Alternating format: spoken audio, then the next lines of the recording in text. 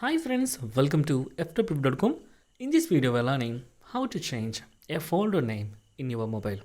So I'm using Android mobile. My phone is Samsung Galaxy S25 Ultra, and you can see here I'm opening my file manager by opening Samsung folder, then go to my files. Okay, after that you can select your folder which is you need to rename. So open your storage system. Then in my case I have a folder in DCIM, so I'm opening DCIM, and here you can see there is additional folders. So you can see here there is a folder named it YT2. I would like to change that name to YT01. So how to change it? Simply select, press and hold for selecting.